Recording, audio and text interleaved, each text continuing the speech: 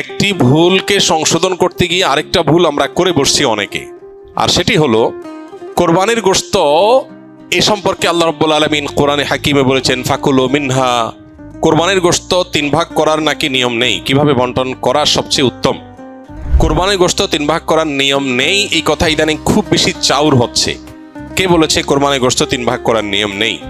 এখানে একটি ভুলকে সংশোধন করতে গিয়ে আরেকটা ভুল আমরা করে বসছি অনেকে, আর সেটি হলো কোরবানির গোশত।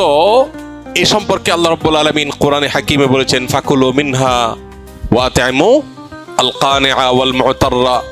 কোরবানির গোশত নিজেরা খাবে এবং সেই সাথে নিজের আত্মীয় স্বজন, প্রতিবেশী, বন্ধু বান্ধব, আপনজন তাদেরকে খাওয়াবে, আরেক ভাগ গরিব দুঃখী অভাবী মানুষদেরকে দিবে, অর্থাৎ 3 ভাগে ভাগ করবে। এটা মুস্তাহাব, ভালো।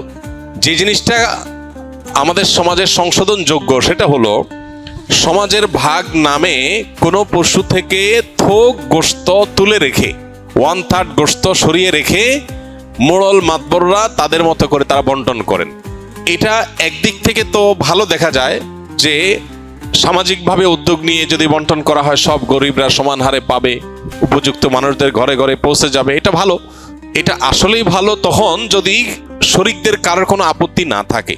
সবাই যদি বলে হ্যাঁ ঠিক আছে, এটা খুব সুন্দর পদ্ধতি, আমাদের সবার কোনো দায় দাবি নাই, সবার তরফ থেকে একটা গরুতে 7 ভাগে কোরবানি দেওয়া যায়, 7 ভাগ থেকে বা যে কয় ভাগে আছে সবার তরফ থেকে টোটাল গোশতের 3 ভাগের 1 ভাগ রেখে এলাকাতে দায়িত্বশীল যারা আছেন, মুরব্বী যারা আছেন, গণ্যমান্য যারা আছেন তাদের অধীনে ওলামা ইকরাম, ইমাম সাহেবদের মাধ্যমে পুরো এলাকাতে গরিবদের মধ্যে বন্টন করো, আমাদের আপত্তি নাই। কারো যদি আপত্তি না থাকে কোনো অসুবিধা নাই, এটা ঠিক আছে।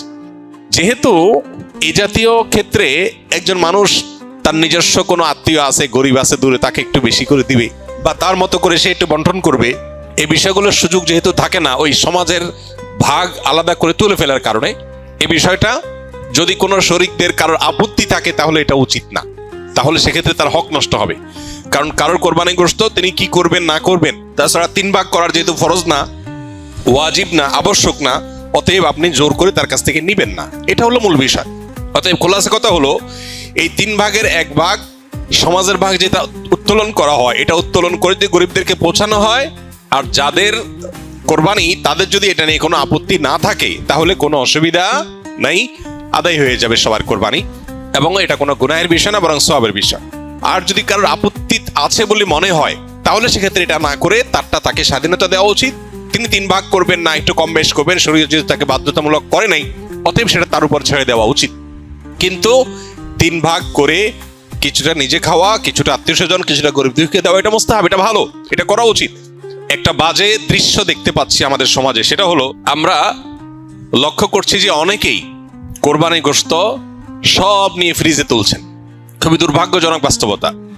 যেখানে গরিব দুঃখীর হক আছে, তাদেরকে দেয়া দরকার, তাদের জন্য 1 ভাগ রাখার নির্দেশনা শরীয়তে আছে, সম্ভব হলে আরো বেশি রাখা উচিত, সেটা না করে বেশিরভাগ মানুষজন আজকাল সব ফ্রিজে ভরে রাখে, নামকা অস্তে সামান্য কিছু গরিব দুঃখীকে দিয়ে আর বাকিটা স্তূপ দিয়ে রাখে সারা বছরের গোশত সংগ্রহ রাখার প্রয়োজনে। তো এটা কোরবানির তাৎপর্যকে নষ্ট করে।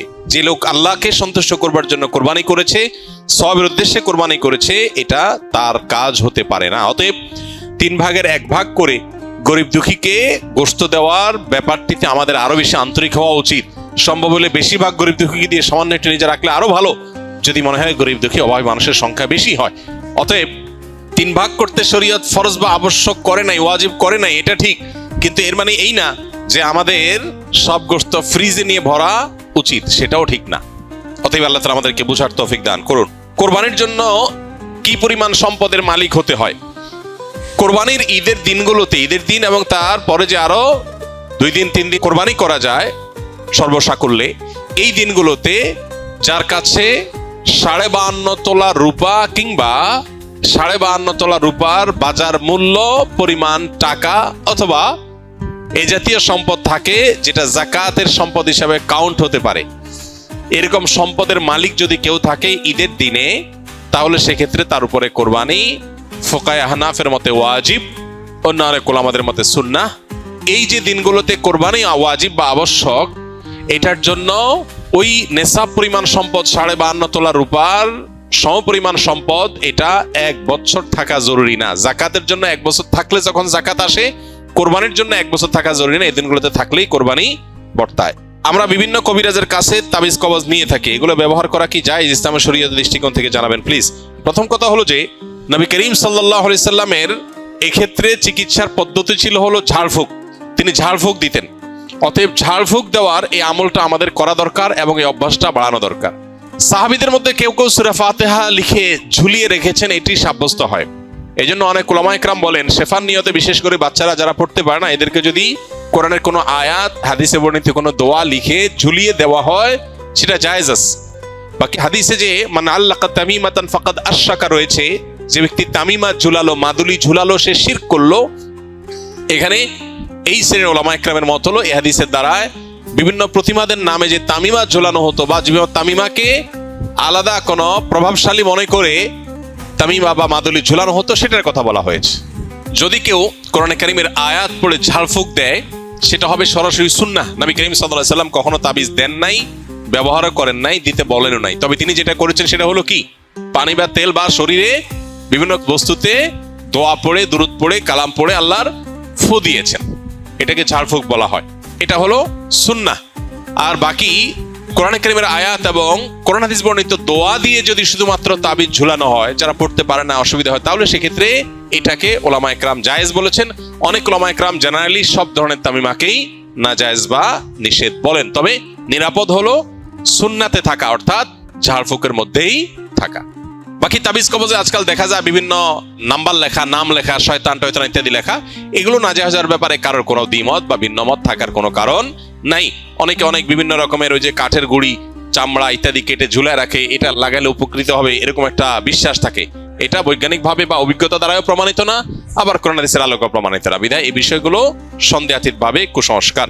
আবু বকর সিদ্দিক লিখেছেন, ইউটিউব, মেটা ও সোশ্যাল মিডিয়া থেকে বিজ্ঞাপনের মাধ্যমে টাকা ইনকাম করা কি হালাল হবে? এ বিষয়ে আমরা বহুবার উত্তর দিয়েছি। যারা এখানে প্রশ্ন করেন, স্কিলের ভাইরা বিশেষ করে, মেহরবানি করে আগে দেখবেন এ বিষয়ে আগে কোনো উত্তর আছে কিনা, থাকলে সেটা দেখে নেবেন, অযথা এখানে সেটাকে যেন রিপিট করা না লাগে। সোশ্যাল মিডিয়াতে অ্যাডসেন্সের মাধ্যমে এভাবে উপার্জন করা জায়েজ নাই। বিশেষ করে আপনারা অনেকেই কন্টেন্ট ক্রিয়েশন কোর্সে আছেন, যারা হয়তো ভবিষ্যতে উপার্জনের একটা পথ হিসাবে এদিকে যেতে পারেন, এটাকে কোনো উলামা ইকরামই জায়েজ বলেন না। বিকজ প্রথমত আপনার চ্যানেলে বা পেজে আপনি যখন মনিটাইজেশন করবেন, তখন যে অ্যাডগুলো আসবে এগুলো সবগুলো আপনার নিয়ন্ত্রণে না। কিছু ক্যাটাগরি আপনি ফিক্স করতে পারবেন, বাকি সবগুলো আপনার নিয়ন্ত্রণে না। ফলে এখানে মিউজিক থাকতে পারে, হারাম কোনো প্রোডাক্টের অ্যাডভার্টাইজমেন্ট হতে পারে, এখানে হারাম কিছু থাকতে পারে যেটা শরীয়ত অ্যালাউ করে না, সেটা আপনার চ্যানেলে অ্যাড চালিয়ে আপনি টাকা উপার্জন করছেন, যেটা সুস্পষ্টভাবে গুনাহ। অর্থাৎ একটা হারাম জিনিসের প্রচার করে আপনি টাকা নিচ্ছেন, বা একটা হারাম অ্যাডভার্টাইজ দেখায় মানুষকে গুনাহগার বানায় আপনি টাকা নিচ্ছেন, এটা তো জায়েজ হবে না। এখন প্রশ্ন হলো, আজকাল এই সমস্ত সোশ্যাল মিডিয়াতে বাধ্যতামূলক আপনার অ্যাড চালানো হয়। আপনি অ্যাডসেন্স, আপনি মনিটাইজেশন অন করেন বা না করেন, তারা অ্যাড দেখাবে। এটা যদি হয় তাহলে সেক্ষেত্রে আমরা বলি, যদি এরকম হয় তাহলে সেক্ষেত্রে যে টাকাটা আসবে সে টাকাটা আবার বুস্ট ইত্যাদি করে যেভাবে আসলো সেভাবে খরচ হয়ে গেল, নিজে ভোগ করলেন না। অর্থাৎ যারা দিল তাদের কাছে চলে গেল, অ্যাডটা